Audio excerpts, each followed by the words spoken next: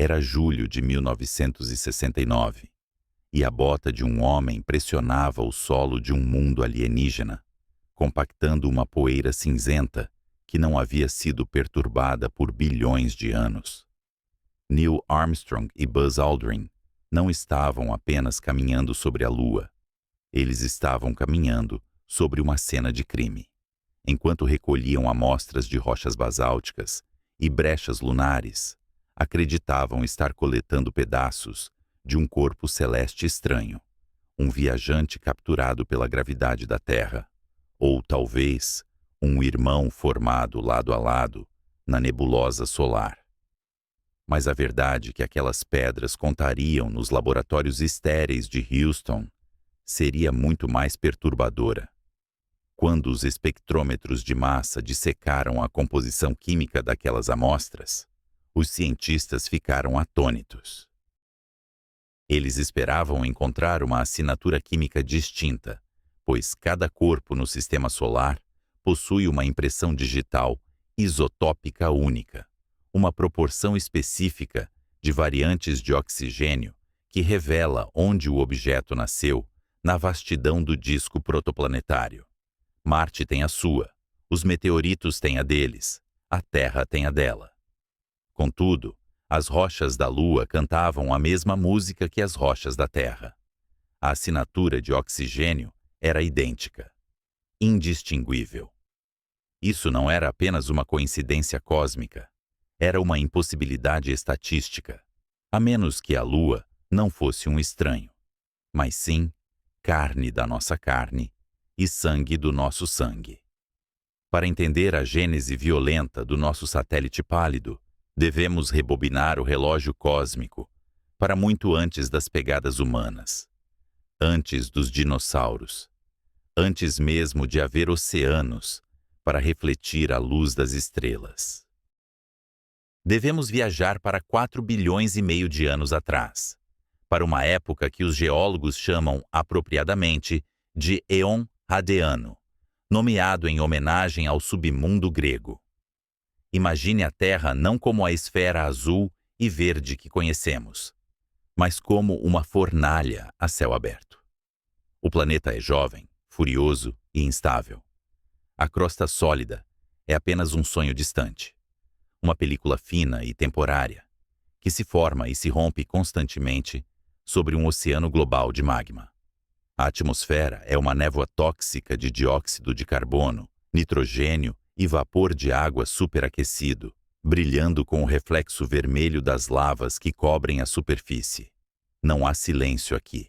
O ar troveja com tempestades elétricas geradas pelo calor intenso, e o solo treme com o bombardeio incessante de asteroides, os restos da construção do sistema solar que ainda chovem sobre o mundo recém-nascido.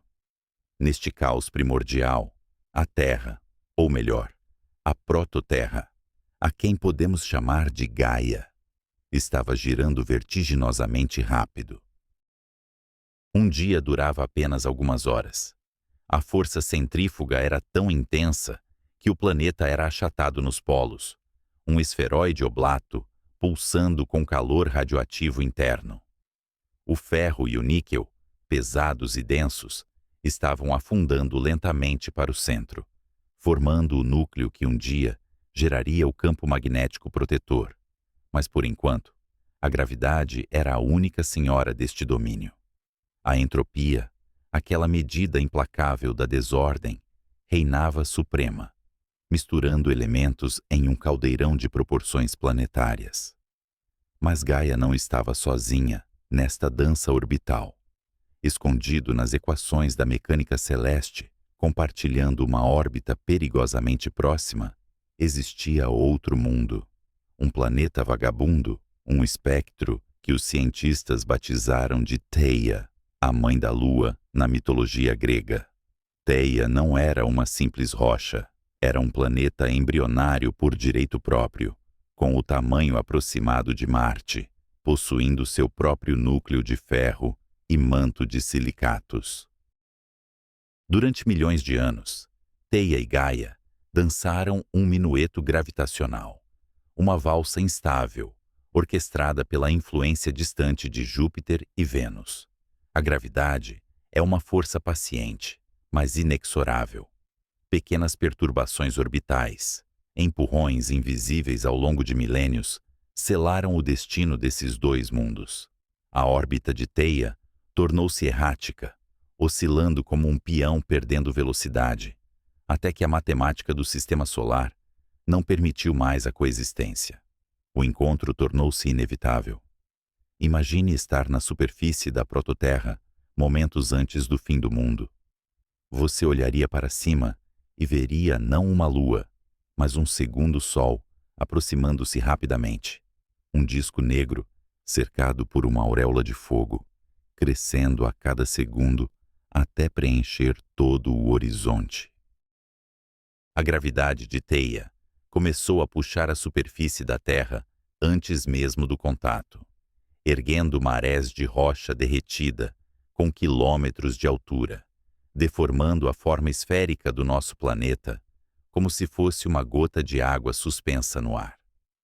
O impacto não foi uma colisão sólida como duas bolas de bilhar se chocando em uma mesa de feltro verde. As energias envolvidas transcendem a intuição humana. Quando Theia atingiu a Terra, ela viajava a uma velocidade de dezenas de milhares de quilômetros por hora. Neste nível de energia cinética, a rocha não se comporta como sólido, ela se comporta como fluido. O impacto foi um respingo cósmico de proporções inimagináveis. O ângulo foi cruel, um golpe de raspão calculado pela geometria do caos, nem direto o suficiente para estilhaçar a Terra inteiramente, nem sutil o bastante para permitir uma fusão pacífica. Theia mergulhou no ombro da Terra, rasgando a crosta e penetrando profundamente no manto. Em uma fração de segundo, a energia do movimento converteu-se em calor térmico. A temperatura no ponto de contato disparou para milhares de graus, mais quente que a superfície do Sol. Theia foi obliterada instantaneamente. Seu núcleo de ferro, denso e pesado, atravessou o manto da Terra como uma bala atravessando gelatina e fundiu-se com o núcleo do nosso próprio planeta. É por isso que a Terra é tão densa hoje, um mundo fortificado com o coração de outro. Mas o resto de Theia, juntamente com uma porção colossal do manto da Terra, foi ejetado para o espaço. Não devemos imaginar isso apenas como pedras voando. Foi uma vaporização. A rocha tornou-se gás. Uma nuvem incandescente de silicato vaporizado expandiu-se para fora em uma explosão que teria sido visível de estrelas vizinhas. A Terra, ferida e girando descontroladamente, foi envolvida por este anel de fogo e vapor. Se pudéssemos observar este evento de uma distância segura, veríamos o que os astrofísicos modernos chamam de sinestia. Uma estrutura em forma de rosquinha, um toro de rocha vaporizada, girando tão rápido que a força centrífuga equilibrava a gravidade, conectando o planeta ao seu disco de detritos em uma massa contínua e fluida. Neste inferno orbital, a matéria estava sendo peneirada. Os elementos voláteis, como a água e o carbono, ferviam e escapavam para o vácuo do espaço, deixando para trás um material seco e desolado. Esta é a chave para o mistério que os astronautas da Apollo descobriram. A Lua é seca, porque nasceu no fogo. Ela é quimicamente idêntica à Terra, porque ela é a Terra, ou pelo menos a carne arrancada da Terra, misturada com os ossos vaporizados de Theia. Durante o século seguinte, ou talvez apenas algumas décadas, um piscar de olhos no tempo geológico, o disco de detritos começou a esfriar. A gravidade, sempre a escultora, começou a trabalhar nos fragmentos. Pequenos grãos de poeira colidiram para formar seixos. Seixos tornaram-se pedregulhos, e pedregulhos fundiram-se em planetesimais. Era um processo de acreção violenta, uma canibalização onde o maior devorava o menor. Havia um ponto crítico, uma distância mágica da Terra chamada limite de Roche.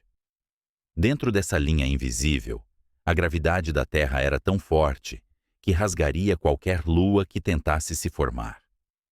Mas logo além dela, os detritos puderam se aglutinar. E assim, das cinzas de uma colisão planetária, surgiu um novo corpo. Inicialmente, era uma bola de magma vermelho-sangue, orbitando a uma distância aterrorizante de apenas 22 mil quilômetros da superfície da Terra. Se você estivesse na Terra resfriando naquela época, a Lua recém-nascida ocuparia uma parte imensa do céu, girando vertiginosamente rápido. Sua gravidade puxava o oceano de magma da Terra, criando ondas de maré de rocha fundida que varriam o planeta a cada poucas horas. A fricção dessas marés funcionou como um freio cósmico, transferindo o momento angular da rotação da Terra para a órbita da Lua, empurrando-a lentamente, centímetro por centímetro, para longe, para o exílio frio onde ela reside hoje. Mas a história não termina com a formação. A Lua, agora um oceano de magma global, começou a se diferenciar. Cristais leves de plagioclásio flutuaram para a superfície como espuma em um mar agitado, formando a crosta branca e brilhante das terras altas lunares que vemos hoje. Minerais mais pesados afundaram. O satélite começou a morrer geologicamente quase assim que nasceu, perdendo seu calor para o vácuo, congelando em uma expressão de agonia geológica. No entanto, o segredo sombrio permanece. A violência desse nascimento explica a falta de água, explica o pequeno núcleo de ferro da Lua, explica a semelhança isotópica. Mas também nos diz algo profundo sobre a nossa própria existência. Sem Theia, a Terra seria um mundo diferente. Talvez girasse mais devagar. Talvez não tivesse um núcleo grande o suficiente para sustentar o campo magnético que nos protege do vento solar. Talvez, sem a Lua para estabilizar a inclinação do nosso eixo, o clima da Terra oscilasse tão violentamente que a vida complexa jamais poderia ter evoluído. Somos filhos de um desastre. A estabilidade das nossas estações, o ritmo das nossas marés, a própria proteção da nossa atmosfera. Tudo isso foi comprado ao preço da aniquilação de um planeta inteiro. Olhamos para a Lua e vemos uma companheira silenciosa, uma luz romântica na escuridão. Mas a realidade é que estamos olhando para a lápide de Theia e para a cicatriz da maior ferida que a Terra já sofreu. As rochas da Apollo 11 não eram apenas minerais. Eram testemunhas de um apocalipse criativo. Elas nos contam que a beleza do luar é, na verdade, o brilho de um cemitério orbital, iluminado pelo Sol.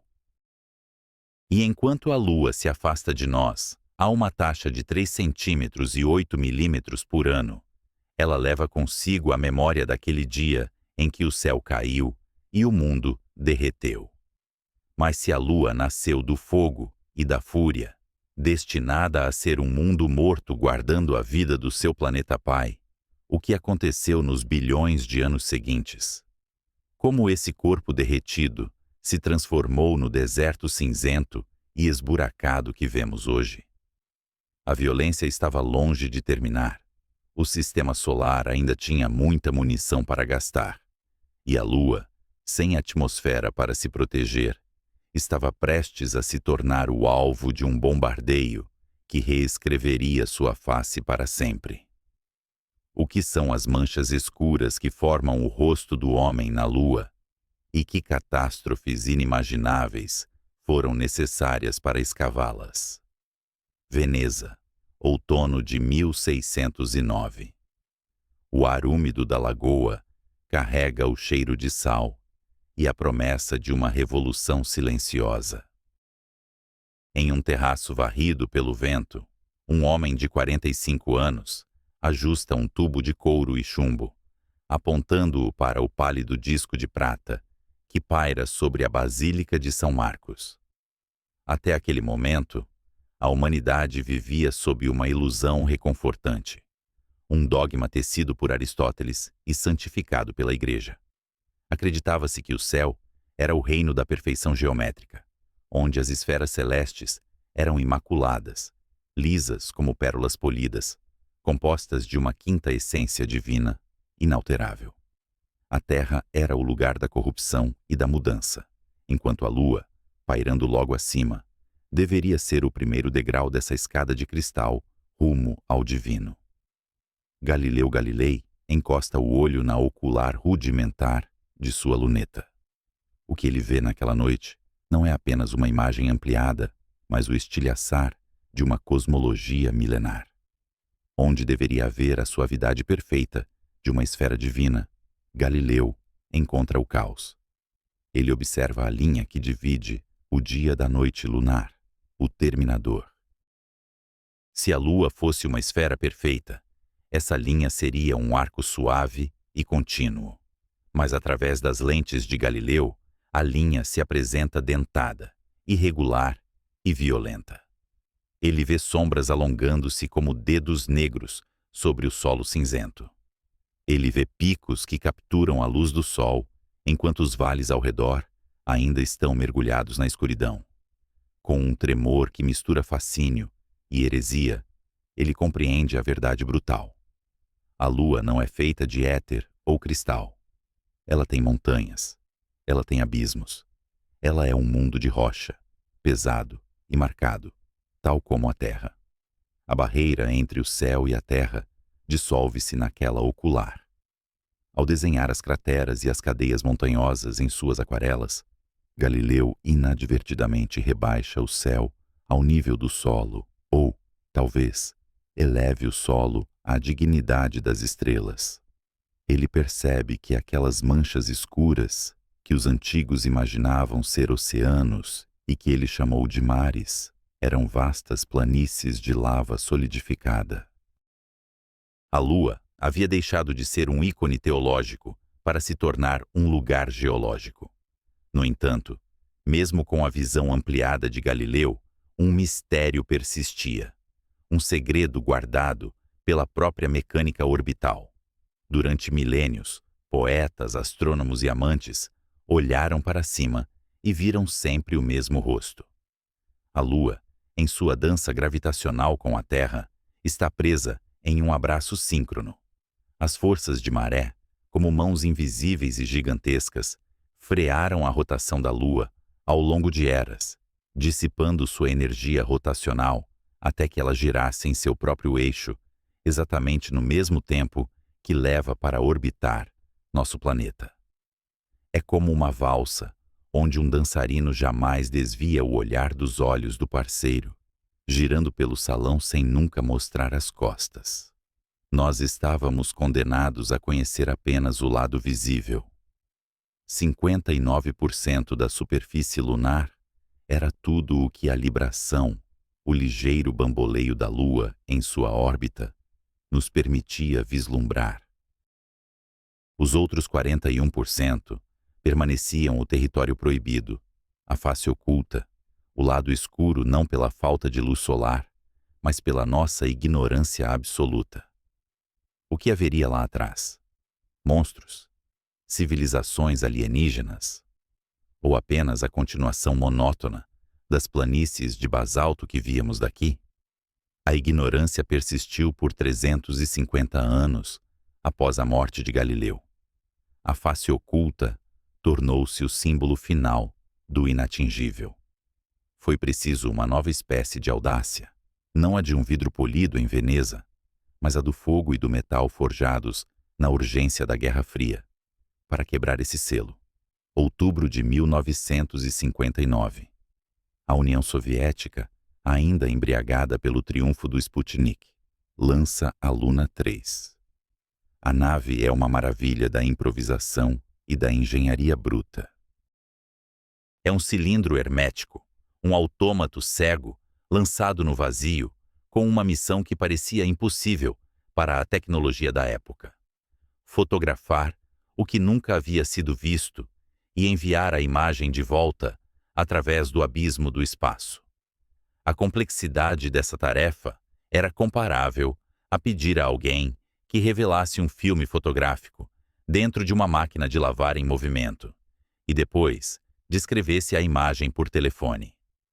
A Luna 3 não tinha câmeras digitais. Ela carregava um laboratório químico em miniatura.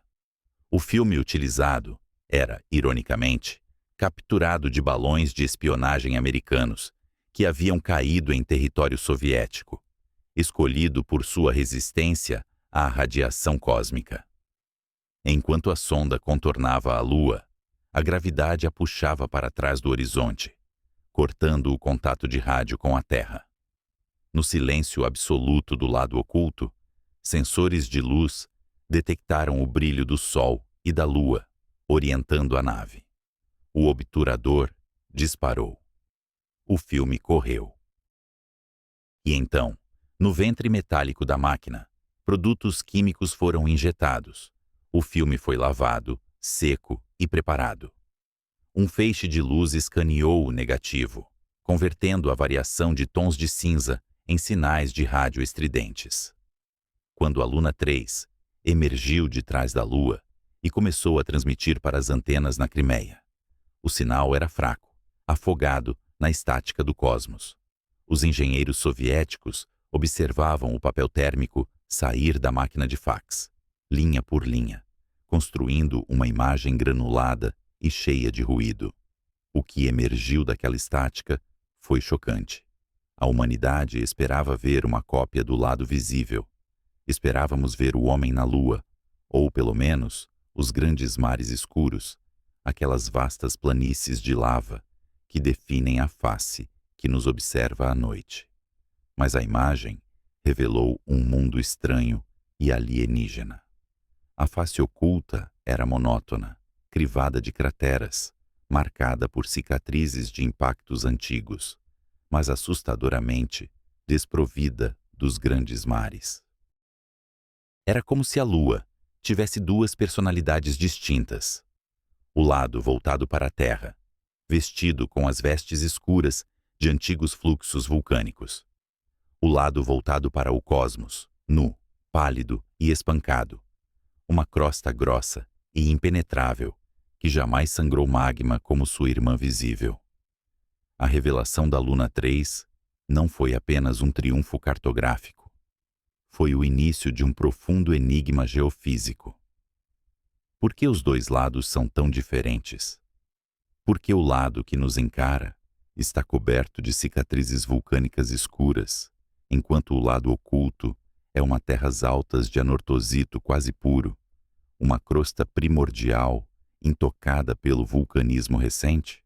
A resposta para essa assimetria reside nas profundezas do tempo, logo após o nascimento violento do sistema Terra-Lua. Imagine a Terra jovem, não como o mármore azul de hoje, mas como uma fornalha incandescente, um oceano de magma, brilhando com o calor de milhares de graus. A Lua, recém-formada e muito mais próxima do que está hoje, ocupava o céu como um titã, travada gravitacionalmente quase desde o início. O lado da Lua voltado para a Terra foi cozido pelo calor insuportável do nosso planeta fundido. A radiação térmica da Terra manteve a face visível da Lua quente, impedindo que sua crosta se solidificasse rapidamente.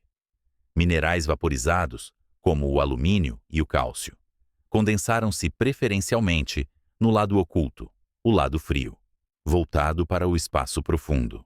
Como neve caindo em uma noite de inverno, esses elementos se acumularam, criando uma crosta mais espessa, mais dura e mais resistente no lado oculto. Quando o vulcanismo lunar começou, milhões de anos depois, o magma subiu das profundezas. No lado visível, onde a crosta era fina e fraturada pela gravidade da Terra, a lava rompeu a superfície com facilidade, inundando as bacias de impacto e criando os mares escuros que Galileu observou. Mas no lado oculto, a crosta espessa agiu como uma tampa impenetrável. O magma pressionou, empurrou, mas não conseguiu vazar. As cicatrizes dos impactos permaneceram secas, sem o preenchimento balsâmico da lava. Assim, a Lua carrega em seu corpo a memória térmica de sua juventude. Ela é um mundo de dualidade. A face que conhecemos é uma máscara de lava, esculpida pela proximidade com a Terra. A face oculta é o rosto verdadeiro, primitivo e brutal, preservado pela frieza do espaço. A sonda soviética não apenas fotografou um terreno, ela fotografou a história térmica de dois mundos em resfriamento. Mas enquanto os cientistas celebravam a resolução desse mistério, as imagens da Luna 3 e das missões subsequentes revelaram algo mais perturbador nas terras altas do lado oculto.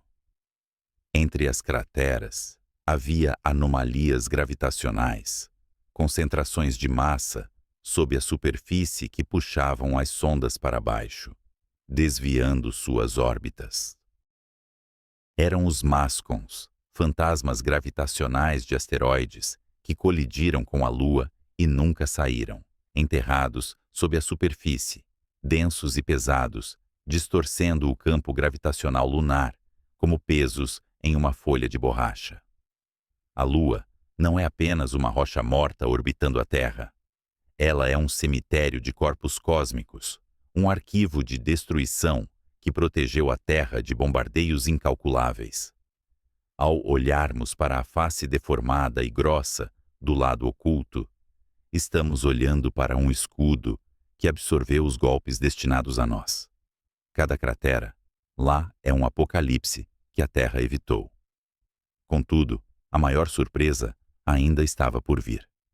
À medida que mapeávamos essa crosta espessa e deformada, começamos a perceber que a dicotomia lunar não se explicava apenas pelo calor da Terra.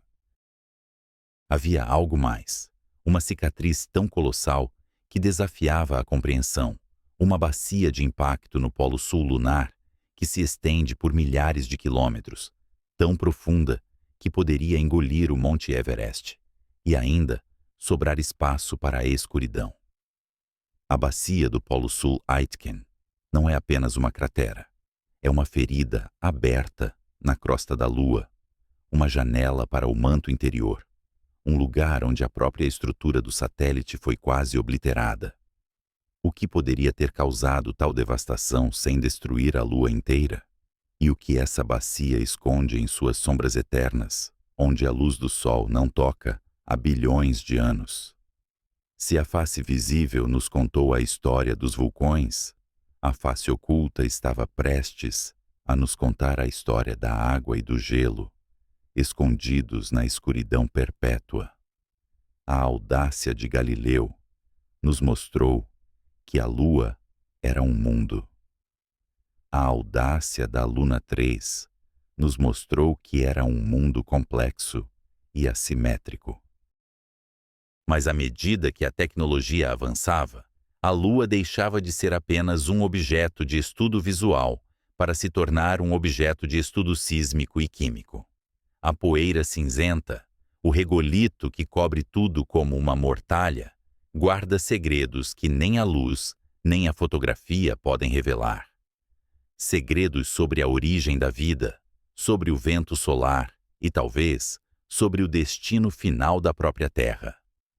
Enquanto as sondas orbitavam silenciosamente, medindo a radiação e a gravidade, uma nova pergunta começou a se formar nas mentes dos cientistas planetários. Se a Lua é filha da Terra, nascida de uma colisão catastrófica, por que ela é tão seca? Onde está a água que deveria ter existido? Ou será que ela está lá, escondida não na superfície, mas trancada em minerais ou sepultada nas crateras polares, aguardando como um tesouro gelado no deserto mais árido do sistema solar? A visão romântica de Galileu deu lugar à realidade dura da Guerra Fria. E agora, essa realidade estava se transformando novamente. A Lua não era mais apenas um vizinho. Ela era um museu, um escudo e, potencialmente, um posto avançado. Mas para entender o verdadeiro segredo sombrio, precisaríamos descer. Precisaríamos tocar o solo. Precisaríamos sentir o tremor dos terremotos lunares e ouvir o que o núcleo da Lua tem a dizer sobre seu próprio resfriamento agônico. O lado oculto havia sido visto, mas não compreendido. A assimetria da crosta era apenas a primeira camada de um mistério que desce até o centro metálico do satélite. E se o que vemos na superfície for apenas a cicatriz de um trauma muito mais profundo, um evento que quase desfez a Lua antes mesmo de ela ter a chance de solidificar? A deformidade da Lua não é um acidente. É uma narrativa de violência cósmica, escrita em pedra e gravidade. O que mais se esconde sob essa crosta espessa do lado distante?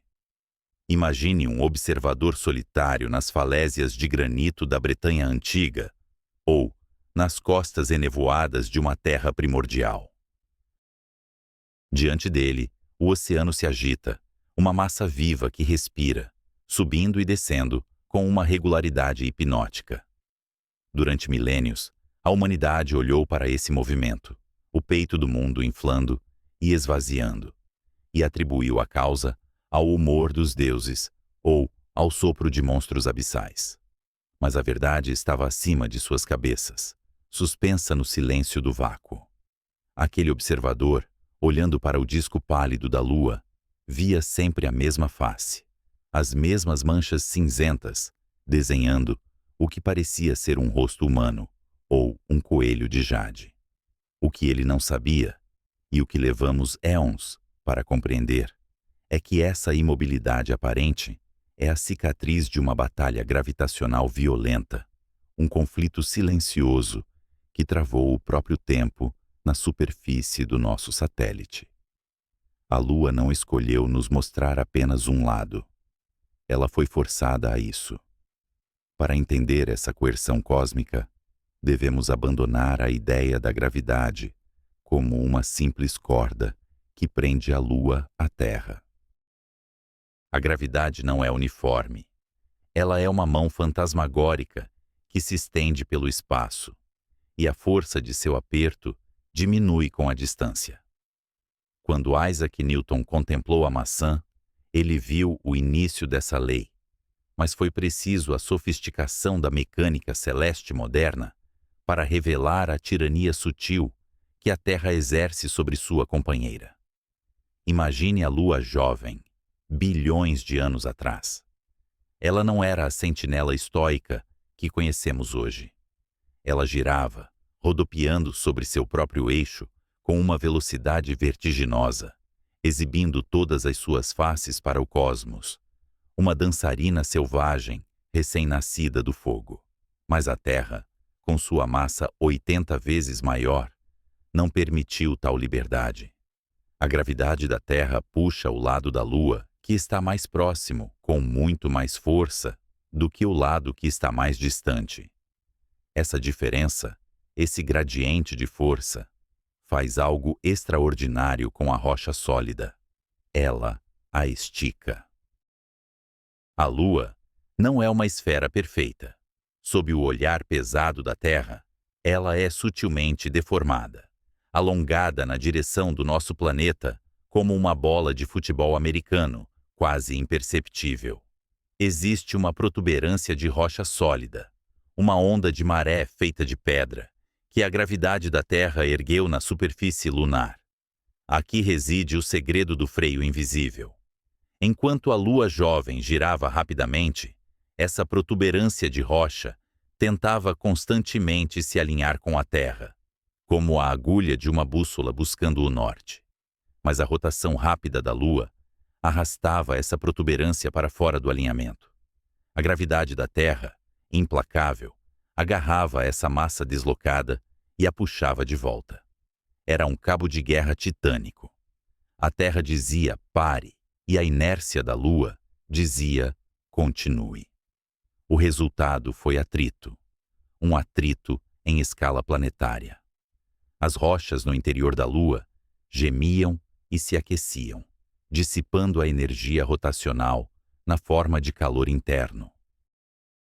A cada rotação, a Terra roubava um pouco do momento angular da Lua. Era um freio que nunca cessava, atuando dia após dia, milênio após milênio. A rotação da Lua ficou cada vez mais lenta, como um peão perdendo a força, até que atingiu o único estado onde a paz gravitacional é possível. O momento em que a rotação da Lua se igualou perfeitamente ao seu tempo de órbita ao redor da Terra. Hoje, aquela protuberância de rocha está permanentemente apontada para nós. A Lua gira, sim, mas gira exatamente uma vez a cada volta que dá ao redor da Terra. É uma valsa sincronizada com precisão atômica. Se a Lua tentasse girar um pouco mais rápido, a gravidade da Terra agarraria aquela saliência e a puxaria de volta. Se tentasse ir mais devagar, a Terra a empurraria para a frente. Ela está presa, trancada em um abraço gravitacional que chamamos de acoplamento de maré. A face que vemos é a face que a Terra exigiu ver, e o lado oculto permanece um mistério perpétuo para os observadores terrestres, escondido não por timidez, mas pela física inexorável. Mas a física exige equilíbrio. A ação exige reação. Se a Terra parou a rotação da Lua, o que a Lua faz com a Terra? A resposta está nas águas, que aquele observador antigo via bater nas falésias. A Lua, embora menor, exerce a mesma tirania gravitacional sobre nós.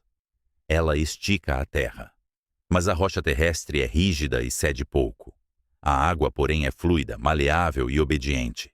O oceano se curva à vontade da Lua, erguendo-se em uma protuberância líquida que segue o nosso satélite ao redor do globo. Contudo, há uma complicação nesta dança. A Terra gira muito mais rápido do que a Lua orbita. O nosso dia dura apenas 24 horas, enquanto a Lua leva quase um mês para nos circundar. A Terra, em sua rotação frenética, arrasta as protuberâncias de água consigo. A maré alta não ocorre exatamente quando a Lua está acima de nossas cabeças. Ela é arrastada para a frente pela rotação da Terra, adiantando-se à posição da Lua no céu. Isso cria um desalinhamento gravitacional crítico. A massa de água deslocada, essa montanha líquida que a Terra carrega à frente da Lua, possui sua própria gravidade, e essa gravidade puxa a Lua. Como a protuberância de água está à frente da Lua em sua órbita, ela age como uma corda gravitacional, puxando a Lua para a frente, injetando energia em sua órbita. É como uma criança em um carrossel, sendo empurrada para ir mais rápido. Mas a energia no universo não é criada, apenas transferida. De onde vem essa energia que empurra a Lua? Ela é roubada da própria Terra. A atração gravitacional da Lua sobre essas protuberâncias oceânicas age contra a rotação da Terra. É um atrito colossal entre o fundo do oceano e a água em movimento, entre a crosta e o manto. A Lua está agindo como um freio na Terra, tal como a Terra agiu nela, no passado distante. Estamos, neste exato momento, perdendo velocidade. Os dias dos dinossauros eram mais curtos que os nossos. Os dias do futuro serão mais longos. A cada século, a Terra gira um pouco mais devagar, rendendo-se milissegundo por milissegundo à vontade do seu satélite. A energia que move nossos relógios está sendo drenada, convertida em energia orbital que afasta a Lua de nós, empurrando-a para a escuridão do espaço exterior. Este mecanismo de acoplamento, esta troca de energia através das marés, é o motor silencioso que dita o destino do sistema Terra-Lua. Não é apenas água subindo e descendo. É a transferência do momento de rotação de um planeta inteiro para a órbita de sua Lua. É um processo lento, quase imperceptível, na escala de uma vida humana, mas devastador na escala do tempo geológico. A Lua já perdeu sua batalha. Ela está travada, condenada a olhar para a Terra com o mesmo rosto congelado, até que o Sol engula ambos. A Terra, no entanto, ainda resiste. Ainda giramos livres, mostrando todas as nossas faces ao universo, vendo o Sol nascer e se pôr em um ritmo rápido. Mas a gravidade é paciente. Ela tem todo o tempo que existe. Há uma profecia matemática escrita nas equações de maré. Se o sistema durasse o suficiente, se o Sol não tivesse data para morrer, chegaria o dia em que a Terra também sucumbiria. O freio da Lua pararia nossa rotação excessiva, até que o dia terrestre tivesse a mesma duração do mês lunar. Nesse futuro distante e hipotético, a Terra e a Lua estariam duplamente travadas, olhando fixamente uma para a outra, imóveis no céu de quem as observasse, ligadas por uma linha invisível e inquebrável, girando juntas numa valsa fúnebre e eterna. Por enquanto, vivemos na era do desequilíbrio dinâmico. A Lua puxa, o oceano responde, a Terra freia. É uma fricção que molda a vida, que expõe as zonas entre marés, onde a biologia talvez tenha dado seus primeiros passos da água para a terra firme. Somos filhos desse conflito gravitacional. Mas ao olharmos para aquela face, prateada e imutável no céu noturno, devemos lembrar que o que vemos não é serenidade. É o resultado de uma violência dissipada, o cadáver de uma rotação que foi assassinada pela gravidade da Terra. E enquanto a Lua paira lá, silenciosa e travada, ela continua puxando, arrastando nossos oceanos e alongando nossos dias, sussurrando uma pergunta que ecoa através dos eons. Quanto tempo até que o movimento cesse e reste apenas a quietude da pedra? Imagine um viajante solitário vindo dos confins gelados da nuvem de Oort. Um cometa, uma montanha suja de gelo e poeira, que viajou por milhões de anos através do vazio silencioso apenas para encontrar um fim violento no sistema solar interior. Há 4 bilhões de anos, este viajante não atingiu a Terra, onde seus oceanos poderiam ter se juntado à sopa primordial da vida. Em vez disso, ele colidiu com a desolação cinzenta de nosso vizinho celestial. O impacto foi catastrófico, uma explosão de luz branca que vaporizou o corpo do cometa instantaneamente, espalhando uma nuvem de vapor de água superaquecido na exosfera tênue da Lua. A maioria dessas moléculas de água, excitadas pela energia solar, escapou para o espaço, perdidas para sempre. Mas algumas tiveram um destino diferente, um destino governado pela geometria implacável e pelo frio absoluto. Elas iniciaram uma dança balística, saltando pela superfície lunar, migrando aleatoriamente até caírem em uma armadilha da qual não há escapatória. Elas encontraram os polos. Aqui começa o 4º ato de nossa saga, onde descemos das planícies iluminadas para os reinos da sombra permanente. Enquanto a face da Lua que vemos é definida por ciclos de dia e noite abrasadores, existe um mundo secreto em suas extremidades norte e sul. Um mundo que desafia a intuição e preserva a história do sistema solar em um congelamento criogênico profundo. Para compreender este segredo sombrio, devemos primeiro olhar para a postura da Lua. Ao contrário da Terra, que se inclina em seu eixo como um peão instável, criando as estações do ano e permitindo que o Sol banhe quase todas as latitudes, a Lua permanece quase perfeitamente ereta em relação à eclíptica. Sua inclinação axial é de apenas 1,5 graus. Esta postura rígida tem uma consequência profunda e assustadora.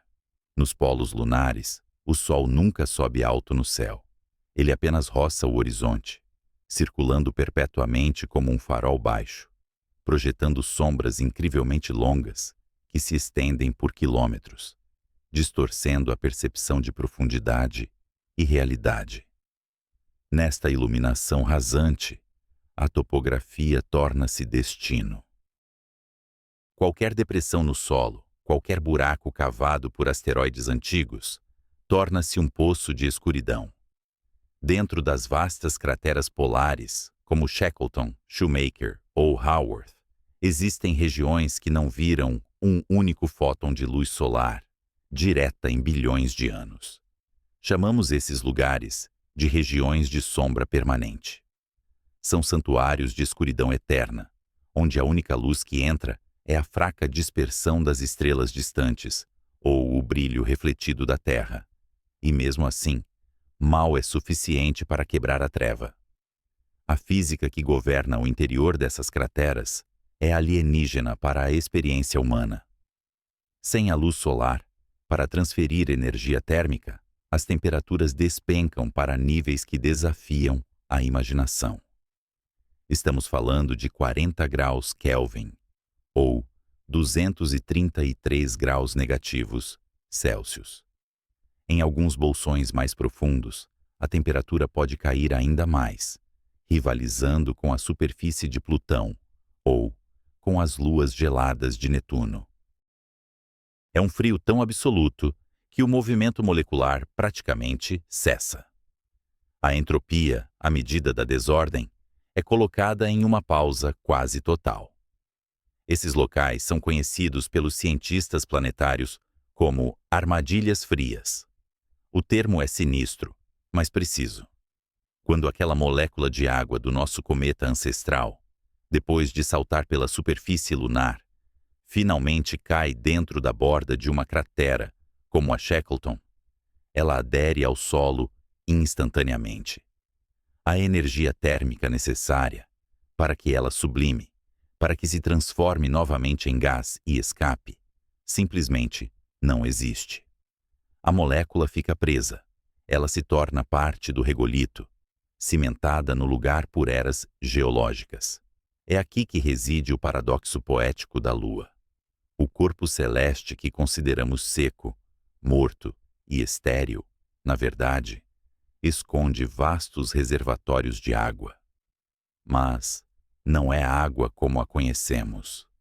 Não são lagos cintilantes ou rios subterrâneos. É um gelo sujo, misturado com a poeira lunar, duro como granito, escondido onde a luz não ousa tocar. Esses depósitos de gelo não são meros recursos, são testemunhas silenciosas. Eles são os registros fósseis do grande bombardeio tardio e das eras que se seguiram. Cada camada de gelo nessas crateras conta a história de um impacto, de um cometa ou asteroide rico em voláteis que atingiu o sistema Terra-Lua. A Lua, em sua quietude, atuou como um escudo e uma esponja. Enquanto a Terra, com sua atmosfera ativa, suas placas tectônicas e sua erosão pela água, curou suas feridas e apagou as cicatrizes desses impactos antigos, a Lua manteve o registro intacto. Imagine a cratera Shackleton, no Polo Sul lunar.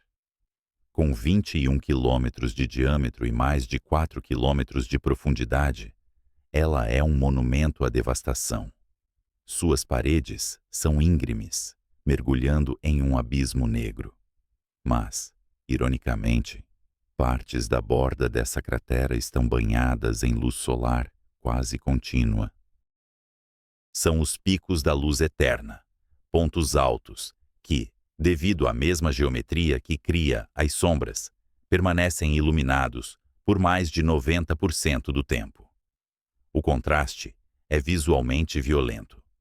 O topo da montanha brilha com a intensidade do sol sem filtro, enquanto a poucos metros de distância, o penhasco cai em uma noite que dura uma eternidade. É como se a Lua tivesse construído uma catedral gótica de proporções cósmicas, onde a luz divina toca as torres, mas as criptas permanecem seladas no frio. E nessas criptas, a água se acumula. Bilhões de toneladas dela, segundo as estimativas mais recentes. Dados de missões como a Lunar Reconnaissance Orbiter e o impacto deliberado da sonda Helios confirmaram o que a teoria sugeria. Quando o estágio superior do foguete Centaur se chocou contra a cratera Cabeus, em 2009, a pluma de detritos levantada continha a assinatura espectral inconfundível da água, além de outros compostos voláteis, como mercúrio, amônia e metano. Isso nos diz que as sombras lunares são quimicamente complexas. Elas capturaram não apenas a água, mas uma amostragem de toda a química volátil que vagava pelo sistema solar primitivo. É um arquivo congelado da nebulosa solar que nos formou. Mas há uma dimensão ainda mais profunda neste cenário. A presença desse gelo antigo fala sobre a relação simbiótica entre a Terra e seu satélite. Frequentemente dizemos que a Lua protege a Terra, absorvendo impactos que poderiam ter sido eventos de extinção em nosso planeta. Embora a gravidade da Terra atraia mais impactadores, a superfície da Lua é o mapa de danos do nosso bairro cósmico. O gelo nas crateras polares é o sangue coagulado desses ferimentos. Ele representa a violência que a Terra suportou em sua infância. A chuva de fogo que trouxe a própria água, que hoje enche nossos oceanos. Ao olharmos para essas crateras escuras, não estamos apenas vendo gelo e rocha. Estamos vendo os remanescentes dos blocos de construção da vida, preservados em um estado de animação suspensa. É uma cápsula do tempo que a natureza trancou e jogou a chave fora, protegida pela barreira intransponível da sombra. A estabilidade dessas armadilhas frias é tão grande que o gelo ali depositado pode ter bilhões de anos. Ele pode ser contemporâneo das primeiras formas de vida unicelular na Terra. Enquanto a vida aqui evoluía, mudava, rastejava para a terra firme e construía civilizações, aquele gelo permaneceu imóvel, vibrando apenas minimamente no nível atômico, no silêncio absoluto do vácuo lunar. No entanto, a existência desse gelo levanta questões sobre a própria estrutura da Lua. Como ele interage com o regolito? Ele forma lençóis puros ou está disperso como cristais individuais entre os grãos de poeira afiada? A resposta define a natureza do solo nessas regiões. O regolito nas sombras permanentes é diferente de qualquer outro lugar na Lua. Ele é fofo, menos compactado, alterado pela presença de voláteis que atuam como uma cola frágil em temperaturas criogênicas. Caminhar ali seria uma experiência traiçoeira, afundando em um pó que não viu o sol desde que a crosta lunar se solidificou. Além disso, essas crateras são armadilhas elétricas. O vento solar, o fluxo constante de partículas carregadas do Sol, não atinge diretamente o fundo dessas crateras. No entanto, o plasma flui ao redor dos obstáculos, criando complexos efeitos de carregamento elétrico nas bordas da escuridão. A poeira pode levitar, impulsionada por forças eletrostáticas, dançando uma valsa fantasmagórica na fronteira entre a luz e a sombra, talvez transportando moléculas de água de um lugar para outro em um ciclo lento e invisível. O segredo sombrio da Lua, portanto, não é apenas que ela tem água, é que ela guardou essa água em um cofre projetado pelas leis da termodinâmica para ser inviolável. A Lua pegou o caos volátil do universo e impôs a ele uma ordem estática e gelada. Mas o que acontece quando a humanidade, com sua curiosidade insaciável e sua necessidade desesperada de recursos, olha para esses abismos não como museus, mas como postos de gasolina? A santidade dessas sombras está prestes a ser quebrada. A mesma água que conta a história de nossa origem É o hidrogênio e o oxigênio que poderiam impulsionar nossa expansão para as estrelas. O gelo antigo, que dormiu por éons, está prestes a acordar. E enquanto contemplamos a utilidade desse recurso, não podemos ignorar a beleza aterrorizante do mecanismo que o preservou. A Lua, em sua dança orbital travada com a Terra, criou o ambiente perfeito para a contradição. Um deserto que guarda um oásis, mas um oásis onde beber significa enfrentar a morte térmica instantânea. Essas crateras polares são o lembrete final de que a Lua não é um corpo homogêneo. Ela é um mundo de extremos violentos, onde a história não é escrita em livros, mas gravada na temperatura do solo e na composição química das sombras. O bombardeio que a Lua suportou não foi em vão. Ele deixou um legado, um tesouro enterrado no escuro, esperando por aqueles corajosos ou loucos o suficiente para descerem à escuridão e reivindicá-lo. Mas se a água é a vida e a sombra é a preservação, o que mais poderia estar escondido nessas profundezas, protegido da radiação cósmica e do tempo impiedoso? Se a Lua serviu como o sótão da Terra, guardando as coisas que o nosso planeta descartou ou esqueceu, as crateras polares são os cantos mais empoeirados e secretos desse sótão. À medida que nossos olhos robóticos perscrutam mais fundo nessas regiões, começamos a perceber que a superfície da Lua é apenas a capa de um livro muito mais denso. O gelo é apenas a primeira pista. Abaixo dele, a estrutura da Lua pode conter segredos sobre a formação do próprio sistema Terra-Lua que ainda não ousamos imaginar. A escuridão não é vazia, ela está cheia de respostas. E talvez, apenas talvez, a chave para o nosso futuro não esteja na luz do sol, mas no coração da sombra mais profunda. Imagine uma praia no Devoniano há 400 milhões de anos. O ar é denso, úmido e carrega o cheiro das primeiras grandes florestas que começam a sufocar as margens dos continentes. Se você estivesse lá, olhando para o céu noturno, sentiria uma vertigem instintiva. A Lua não é o disco pálido e distante que conhecemos hoje. Ela é uma presença avassaladora, um titã de prata, pairando logo acima do horizonte, iluminando a paisagem primitiva com um brilho que beira a violência. As marés que ela comanda não são as ondas gentis que lambem nossos tornozelos, mas muralhas de água furiosas que varrem quilômetros terra adentro e recuam com a velocidade de uma corredeira, moldando a própria evolução da vida que ousa rastejar para fora do mar. Mas há algo mais estranho neste mundo antigo. O ritmo da vida é frenético. O sol nasce e se põe com uma pressa desconcertante. Um dia não dura 24 horas, mas apenas 22. A Terra gira como um peão, recém-lançado, embriagada com sua própria energia cinética.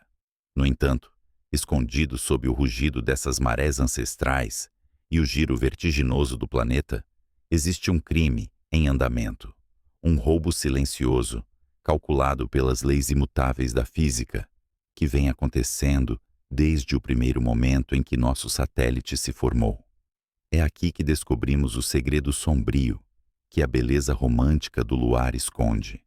A Lua não é nossa companheira leal. Ela é uma parasita gravitacional. E o preço de sua companhia é a própria vitalidade da Terra. Para entender a magnitude desse furto cósmico, precisamos olhar além da rocha e da água, para o reino invisível das equações que governam a realidade. No coração deste drama está uma das leis mais tirânicas e absolutas do universo, a lei da conservação do momento angular. Imagine uma patinadora no gelo, girando em um pirueta graciosa. Quando ela encolhe os braços contra o peito, ela gira mais rápido. Quando ela os estende, ela desacelera. O universo exige que a quantidade total de giro no sistema permaneça constante. Se a massa se espalha, a velocidade deve diminuir. Se a massa se concentra, a velocidade aumenta. O sistema Terra-Lua é essa patinadora, girando na escuridão do vácuo. Mas, ao contrário da patinadora solitária, este sistema é composto por dois corpos dançando um balé complexo, ligados por cordas invisíveis de gravidade. A Terra gira sobre seu eixo e a Lua gira em torno da Terra. Juntos, eles possuem uma quantidade fixa de momento angular, um estoque finito de energia rotacional que foi definido nos violentos primeiros dias do Sistema Solar. O segredo sombrio é que esse estoque não está sendo compartilhado igualmente. Ele está sendo transferido. O mecanismo desse roubo é uma maravilha de engenharia celestial, operando através das vastas massas de água que cobrem o nosso mundo. A gravidade da Lua puxa os oceanos da Terra, criando bojos de água, ou protuberâncias, em ambos os lados do planeta.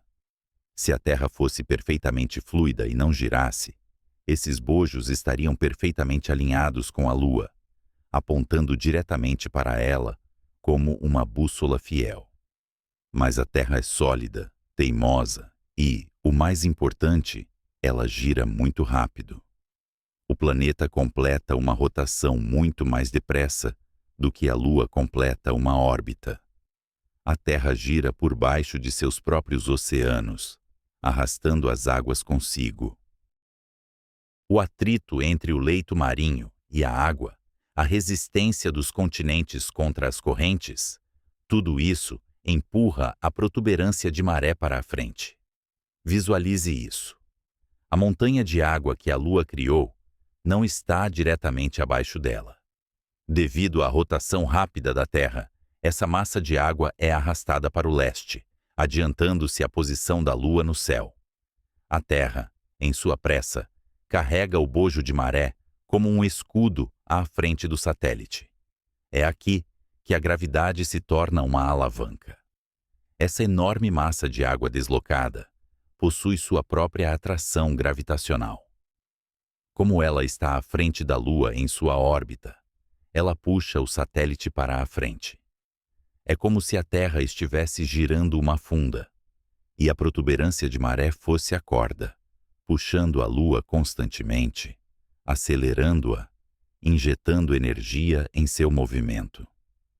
Na mecânica orbital, há uma regra paradoxal e bela.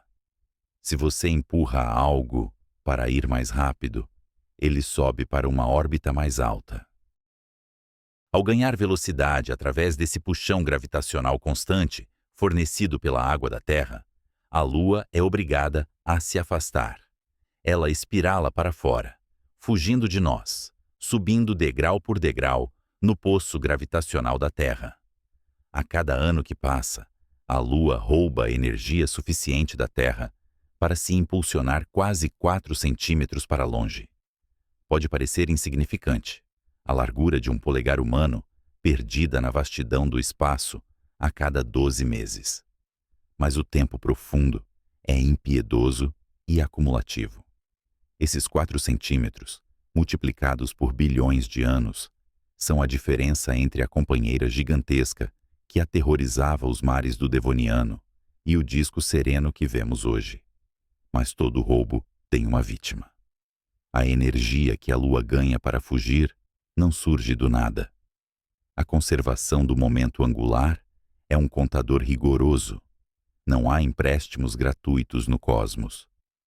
Para que a Lua ganhe momento orbital e se afaste, a Terra deve perder momento rotacional.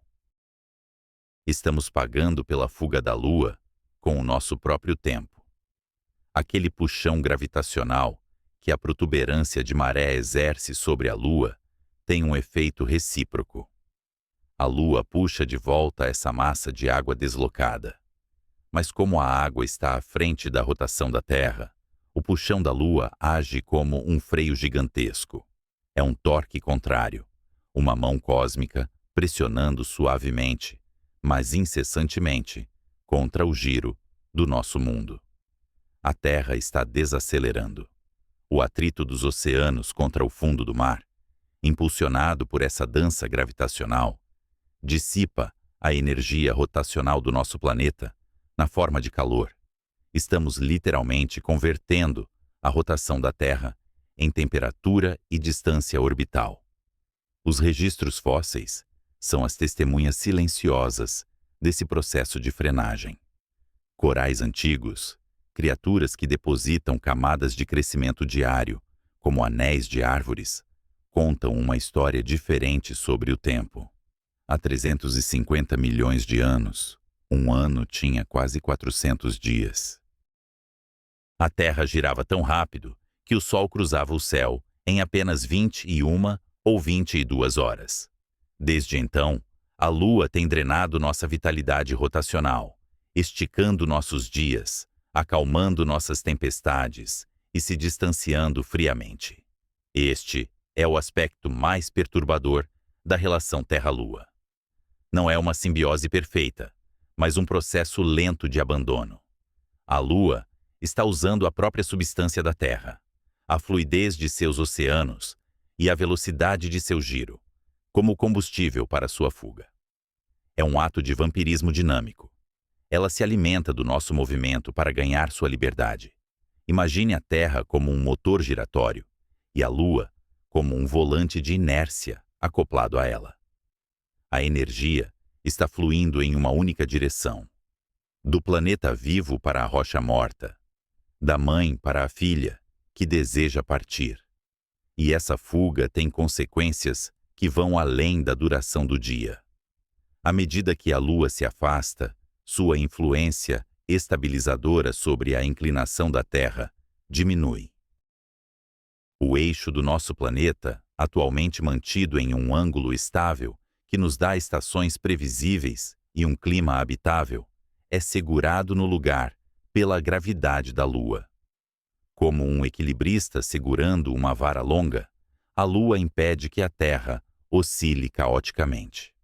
Mas à medida que a vara se torna mais longa e mais distante, o controle enfraquece.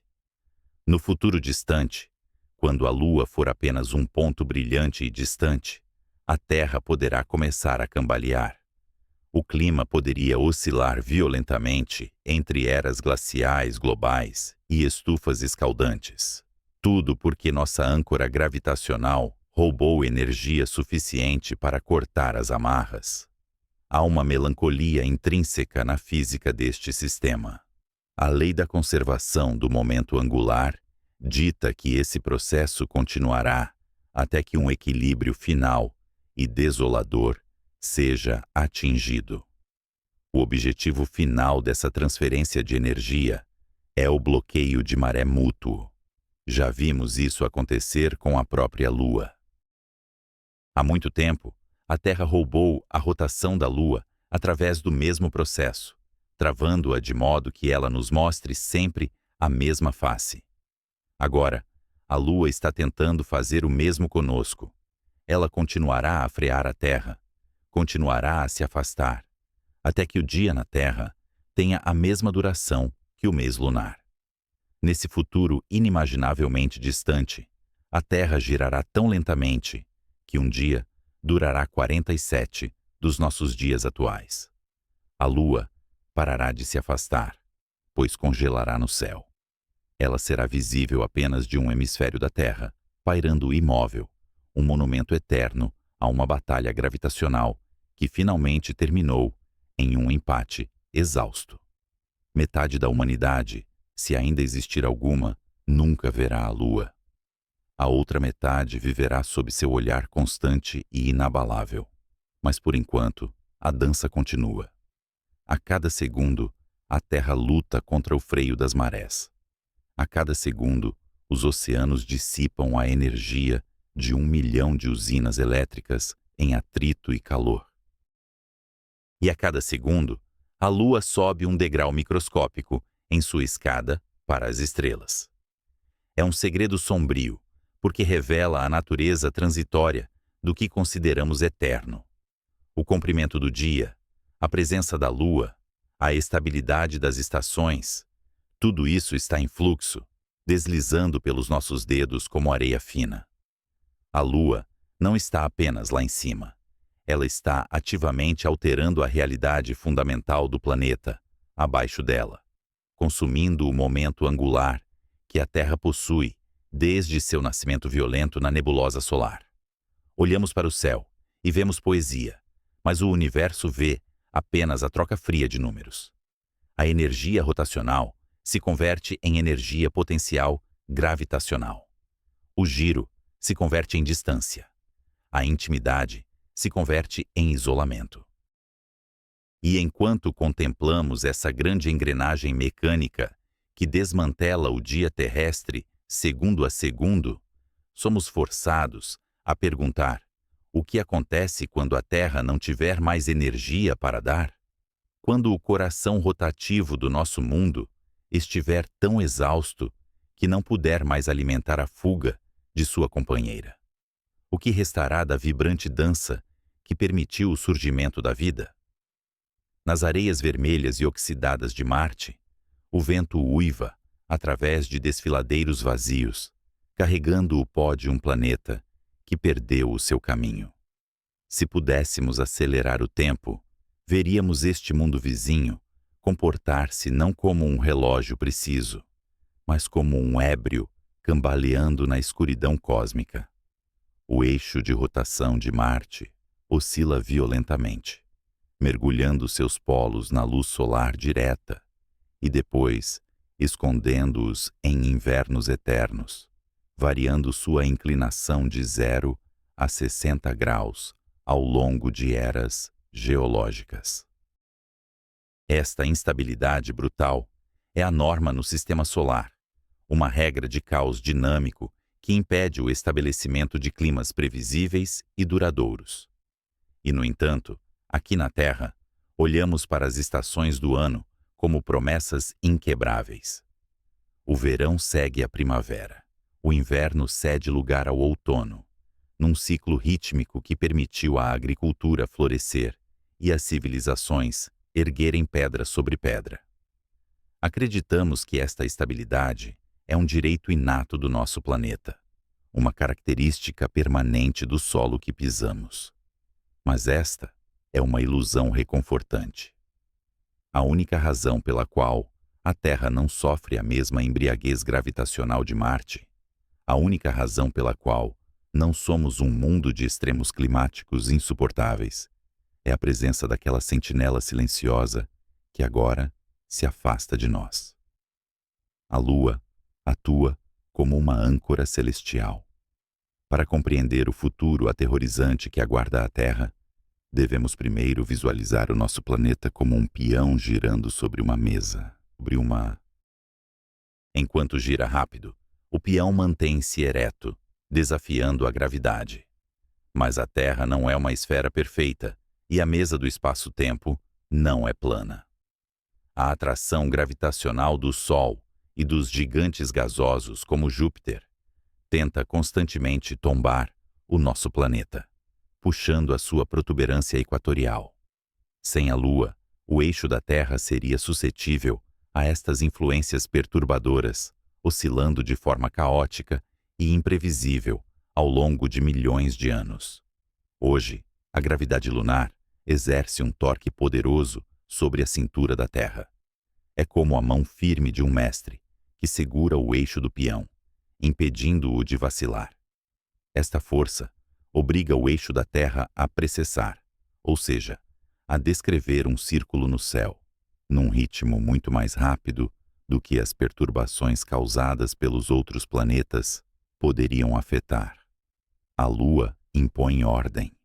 Ela dita a frequência da nossa orientação espacial.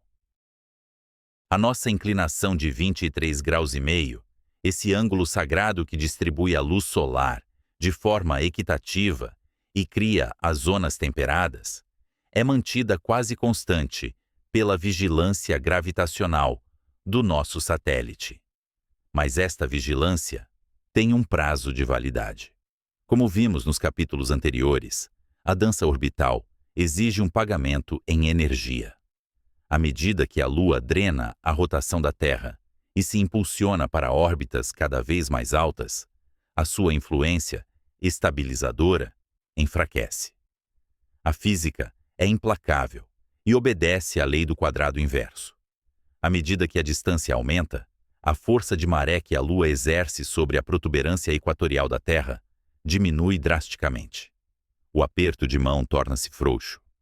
A âncora começa a arrastar no fundo do oceano cósmico, incapaz de segurar o navio contra a tempestade que se aproxima.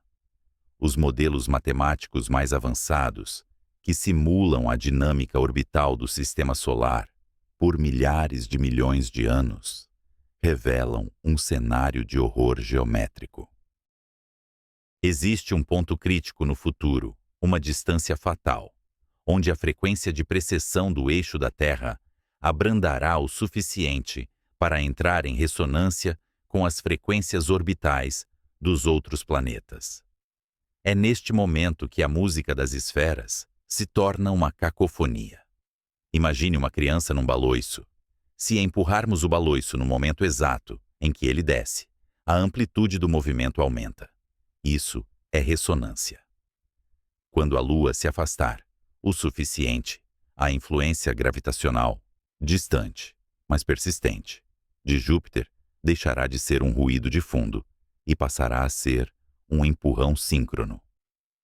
Sem a Lua próxima para dominar a equação, o eixo da Terra começará a responder aos chamados dos gigantes gasosos. O resultado será o início da era da obliquidade caótica. A inclinação do nosso planeta deixará de ser uma constante confiável para se tornar uma variável selvagem. As simulações indicam que a obliquidade da Terra poderá começar a variar drasticamente, oscilando entre 0 e 85 graus. Para entender a magnitude desta catástrofe, precisamos traduzir estes números em realidade climática.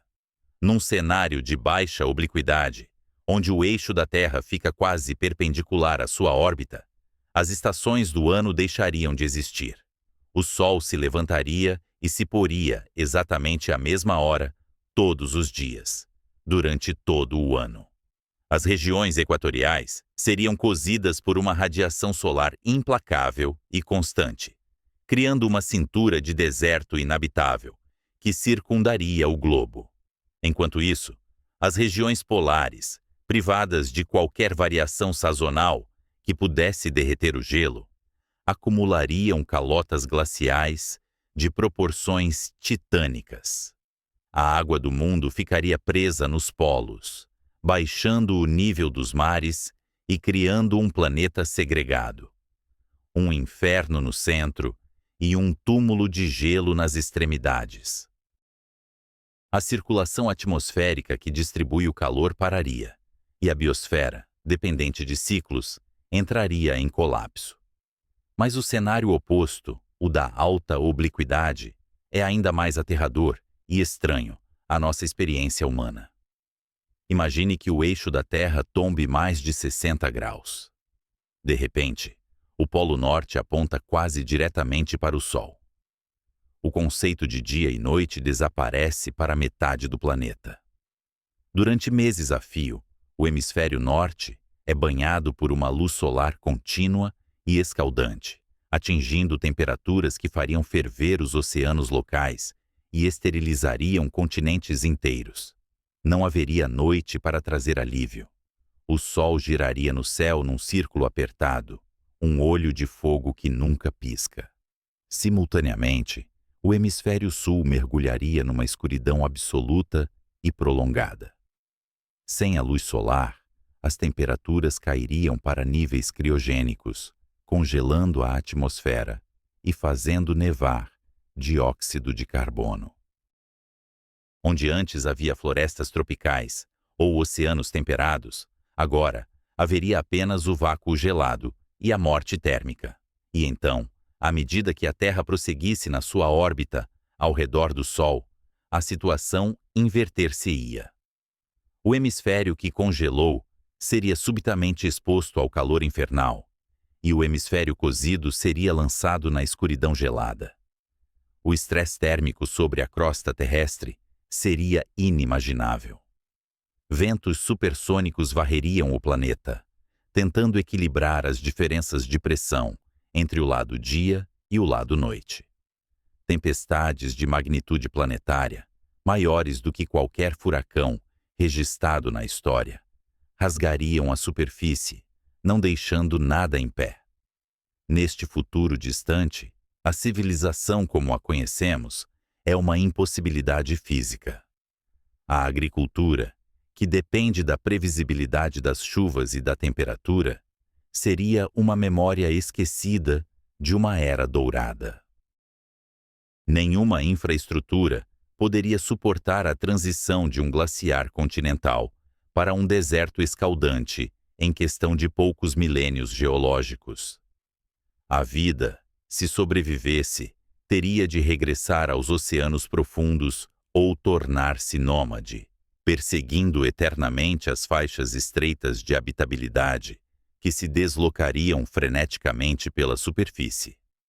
O segredo sombrio não é apenas que a Lua está indo embora, mas que a nossa estabilidade atual é uma anomalia temporária. Vivemos num intervalo de graça, num período cachinhos dourados da história planetária, permitido apenas porque a Lua está exatamente onde está, nem demasiado perto para causar marés que rasgam a crosta, nem demasiado longe para deixar o nosso eixo à mercê do caos interplanetário. A história da Terra está escrita nas rochas, e as rochas contam-nos que o clima já mudou antes. Mas essas mudanças foram graduais ou causadas por eventos externos, súbitos, como asteroides. O que o afastamento da Lua promete é uma mudança estrutural, intrínseca à mecânica do planeta. É a falha do giroscópio, é a perda do equilíbrio interno. À medida que projetamos este filme para o futuro, vemos a Lua tornar-se um ponto cada vez menor no céu, uma estrela brilhante em vez de um disco dominante. E cá embaixo, na superfície da Terra, o ambiente torna-se alienígena. Os mapas geográficos que desenhamos com tanto cuidado tornam-se obsoletos, pois as linhas costeiras são redesenhadas não apenas pela subida ou descida dos mares, mas pela deformação do próprio planeta sob forças centrífugas variáveis. A humanidade, na sua arrogância, preocupa-se com o aquecimento global de alguns graus ao longo de séculos.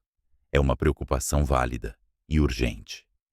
Mas o cosmos joga um jogo muito mais longo e muito mais violento. O afastamento da Lua trará um tipo de mudança climática que não se resolve com a redução de emissões ou tecnologias verdes.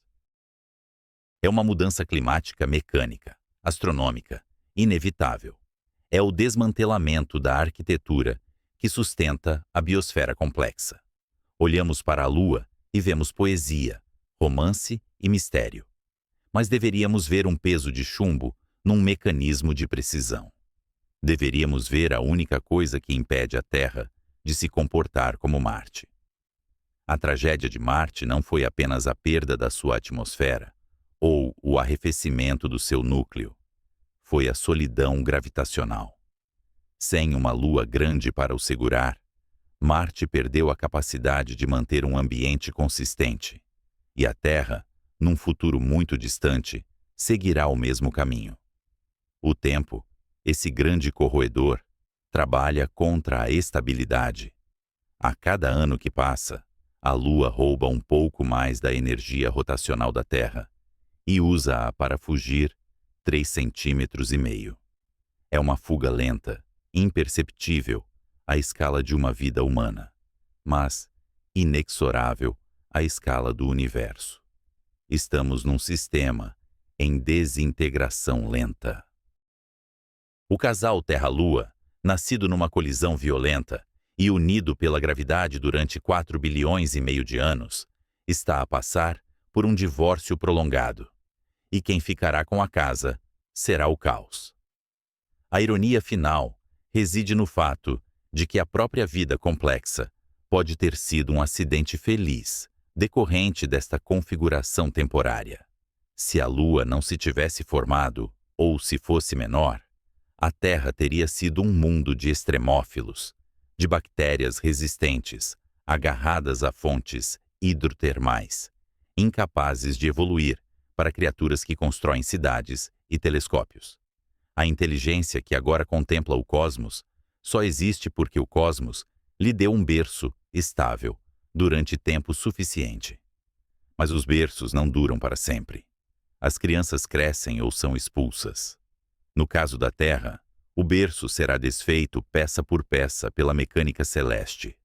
O nosso planeta transformar-se-á num mundo irreconhecível, um laboratório de física extrema, onde a biologia é apenas um hóspede indesejado. Enquanto o eixo da Terra começa a sua primeira grande oscilação fatal, inclinando-se para o abismo, as estrelas no céu parecerão girar em padrões novos e vertiginosos. A estrela do norte deixará de ser um guia. As constelações que orientaram os nossos navegadores distorcer-se-ão, não apenas pelo movimento próprio das estrelas, mas pela dança bêbada do nosso próprio ponto de observação. O céu perderá a sua familiaridade. Neste futuro, se ainda houver olhos para ver, eles testemunharão o sol nascer no oeste e pôr-se no norte, ou descrever espirais loucas no zênite. Eles verão a lua, pequena e distante, indiferente ao caos que a sua ausência de proximidade causou.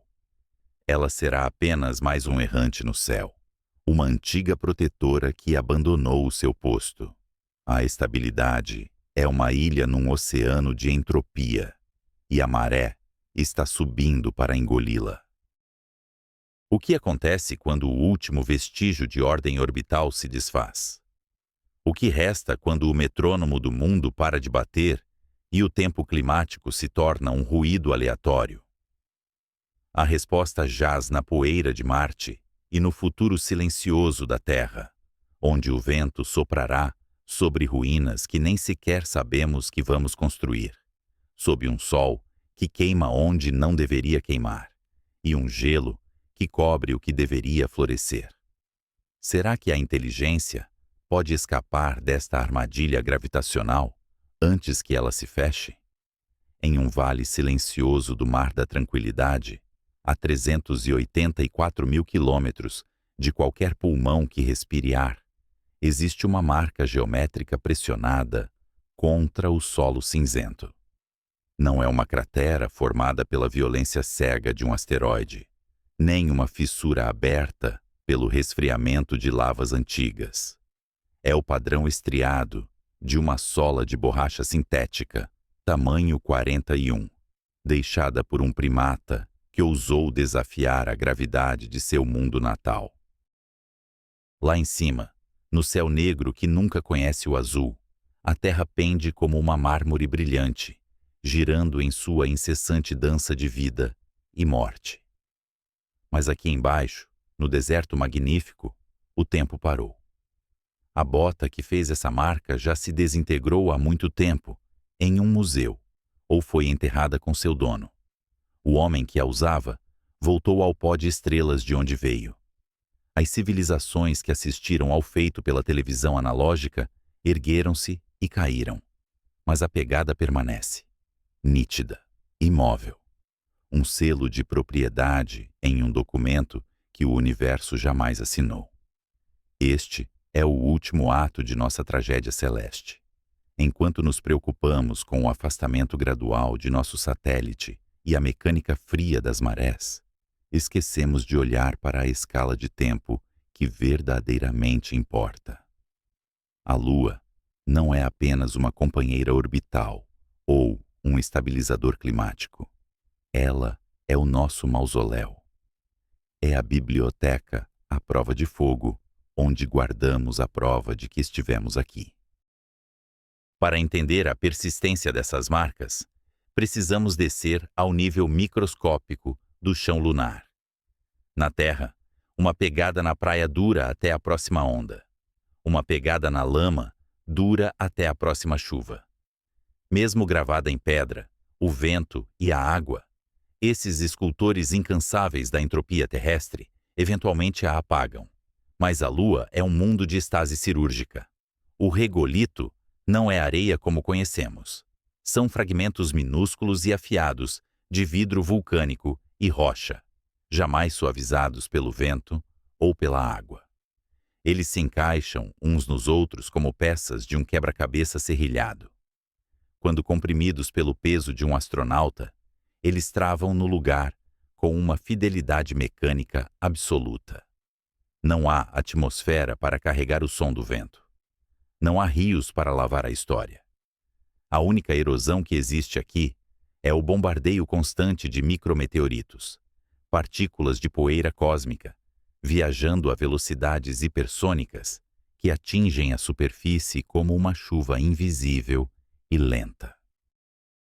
Os cientistas chamam isso de jardinagem lunar.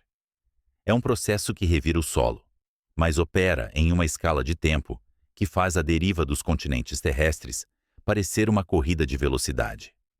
Para apagar aquela única pegada deixada em 1969, o universo precisará de 10 a 100 milhões de anos de paciência. Durante esse tempo, a Terra mudará irreconhecivelmente. As luzes das cidades que hoje brilham no lado noturno do nosso planeta eventualmente se apagarão, seja pelo esgotamento dos recursos, pela guerra ou pela transcendência da nossa espécie para outros lares. Os continentes colidirão novamente, formando novos supercontinentes que nenhum cartógrafo humano jamais desenhará. E através de tudo isso, a Lua observará, mantendo em sua pele prateada a cicatriz da nossa visita, preservada no vácuo perfeito. Mas a eternidade é uma ilusão, mesmo para a pedra. O verdadeiro segredo sombrio não é o que a Lua esconde hoje, mas o que ela testemunhará no amanhã distante. À medida que avançamos o relógio cósmico, deixamos para trás a era da história humana e entramos na era da evolução estelar. O Sol, nosso doador de vida, não é uma lâmpada eterna, mas um reator de fusão com combustível finito. Em cerca de 5 bilhões de anos, o hidrogênio no núcleo solar se esgotará. O equilíbrio hidrostático, a guerra constante entre a gravidade que puxa para dentro e a fusão que empurra para fora, será quebrado. O núcleo colapsará e as camadas externas incharão em uma fúria vermelha. O Sol se tornará uma gigante vermelha. Seu diâmetro crescerá até engolir as órbitas de Mercúrio e Vênus. A luz que banha a Lua deixará de ser o branco frio que conhecemos, para se tornar um brilho carmesim, intenso e aterrorizante. Nesse futuro distante, a dinâmica orbital que empurrou a Lua para longe por bilhões de anos encontrará um novo e violento adversário. A atmosfera expandida do Sol criará um arrasto, uma fricção no próprio espaço, onde a Terra e a Lua orbitam. A temperatura na superfície lunar subirá para milhares de graus. As rochas começarão a brilhar, não por reflexo, mas por calor térmico. Aqui reside a ironia final do nosso sistema. A Terra, se não for consumida diretamente pela fotosfera solar, será esturricada até se tornar uma cinza sem vida. Os oceanos, os autores das marés que empurraram a Lua para longe, terão evaporado há muito tempo, fervidos para o espaço. Sem oceanos, o mecanismo de fricção de maré, que transfere momento angular da Terra para a Lua, cessará. A fuga da Lua será interrompida. Imagine a cena neste crepúsculo do sistema solar. O céu não é mais negro, mas preenchido por uma parede de fogo vermelho que ocupa metade do horizonte. A Terra é uma bola preta e queimada, despida de sua atmosfera azul, silenciosa como um túmulo. E a Lua, fiel até o fim, continua lá. As pegadas dos astronautas, se ainda sobreviverem ao bombardeio de micrometeoritos, enfrentarão agora seu teste final. O calor intenso pode começar a fundir o regolito transformando a poeira afiada em vidro liso, apagando finalmente a assinatura da humanidade.